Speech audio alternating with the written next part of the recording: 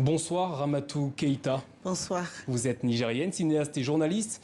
Il y a 60 ans, jour pour jour, le Niger, votre pays, accédait à l'indépendance. Aujourd'hui, que retenez-vous dans le parcours du Niger depuis son accession à l'indépendance?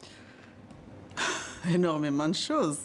Depuis son accession à l'indépendance, d'abord, il faut retenir que nos indépendances ont été torpillées.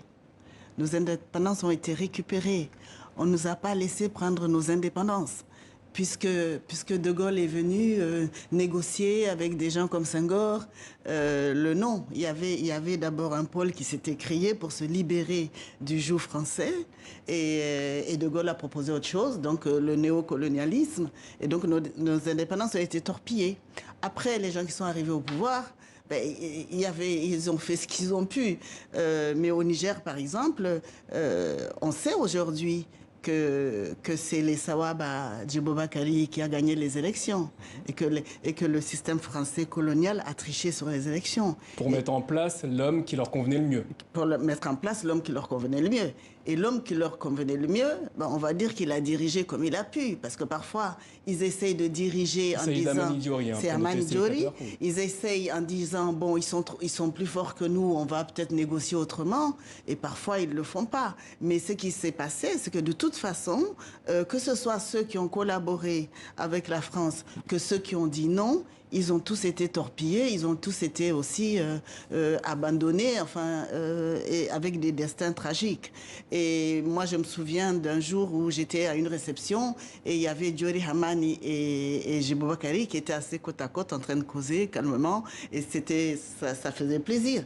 Mais nos indépendances ont été torpillées. Après, il faut voir ce que ceux qui ont pris le pouvoir, en plus on a eu tellement de coups d'État, comment ils ont pu gérer la situation. Justement, on va revenir sur le rôle des prédécesseurs, mais officiellement, la colonisation française aura duré 38 ans au Niger, de 1922 à 1960, officiellement, je dis bien.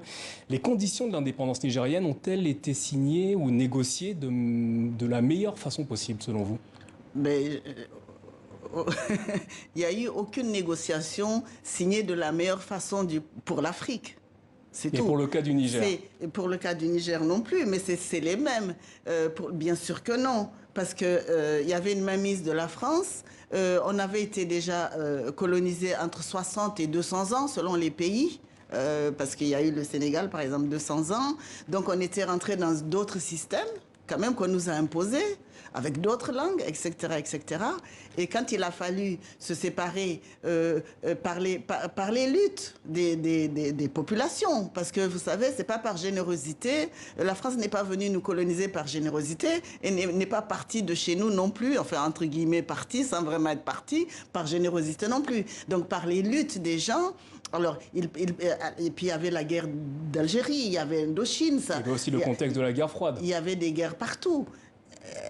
En tout cas, il y avait déjà les guerres contre la colonisation. Et donc, à ce moment-là, De Gaulle vient essayer de récupérer les indépendances. Voilà ce qui se passe. Et après, on veut nous rendre responsables de tout.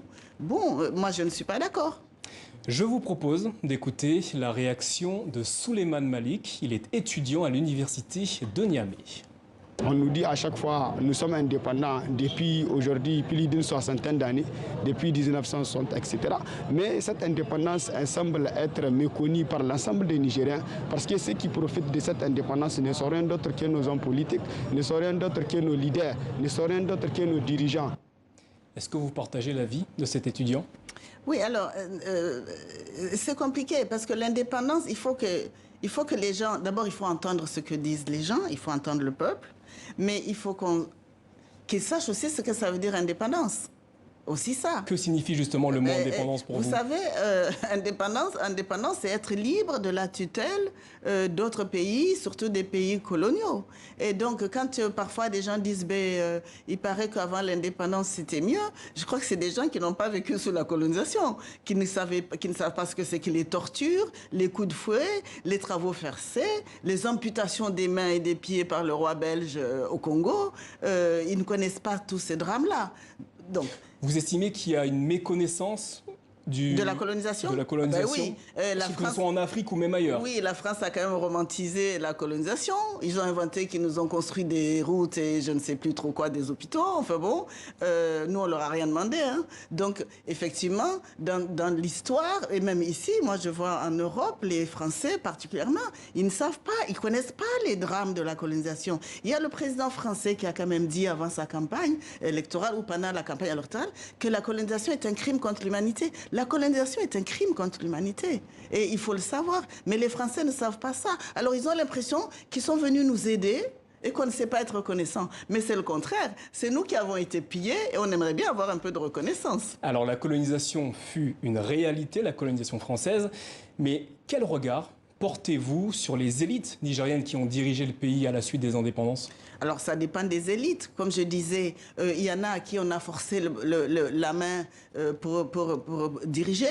Il y a à chaque fois qu'ils ont voulu prendre leur indépendance, parce que le président Djori Hamani a compris à un moment, il voulait être plus autonome. Il a été renversé. Ensuite, Sékou Nché qui est arrivé, bon, lui, il est mort au pouvoir.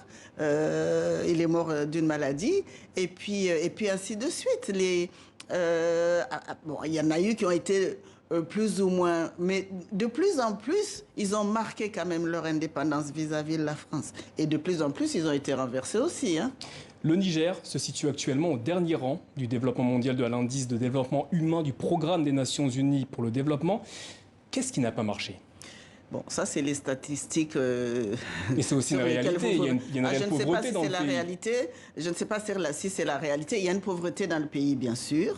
Il y a aussi une humanité et un bonheur de vivre qu'on ne calcule pas dans les statistiques. Et la pauvreté dans les pays qui sont dans ces pays qui ont des sous-sols extrêmement riches. Hein, on peut se demander effectivement qu'est-ce qui n'a pas fonctionné. Je pense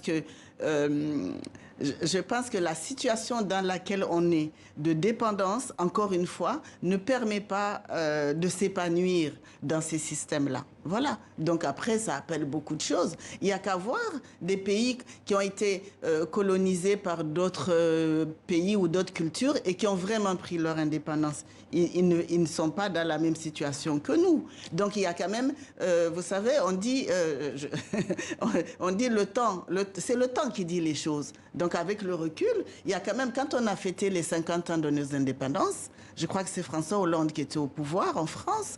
Je crois que la France, en tout cas, a présenté ses excuses parce qu'on a remarqué que tous les chefs d'État ont été assassinés. Enfin, tous ceux qui prônaient la liberté et l'indépendance ont été assassinés. Alors, quand nous, on disait que c'était le pouvoir colonial qui les assassinait, ils disaient qu'on était des parano. Après 50 ans, on voit bien, ils ont tous été assassinés. Vous l'avez dit, le Niger est un pays riche en ressources naturelles. Selon vous, quelles seraient les solutions pour en finir avec ce paradoxe? Ah, écoutez, moi, je ne suis pas une femme politique.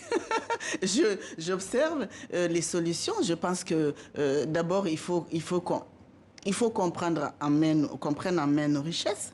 Il faut qu'on négocie les matières premières qu'on vend, que ce soit nous qui mettions le prix, parce que jusque-là, c'est l'acheteur qui vient mettre son prix et qui met le prix qui l'arrange.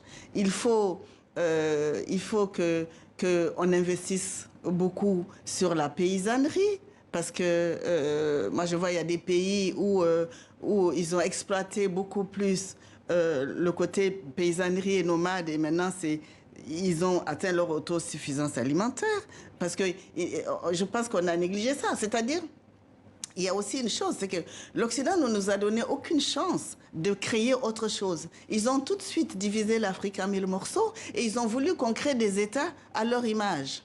Et donc, on est complètement bouleversé, complètement perdu.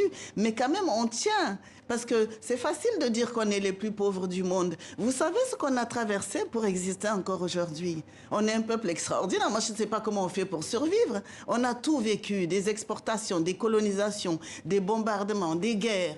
Et ce qui se passe aujourd'hui chez nous, dans tout le Sahel et le Sahara, est-ce que ce n'est pas les bombardements de la France en Libye qui nous met dans cette situation?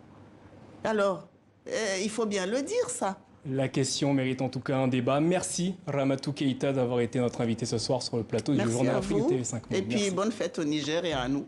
Nous vous avons entendu.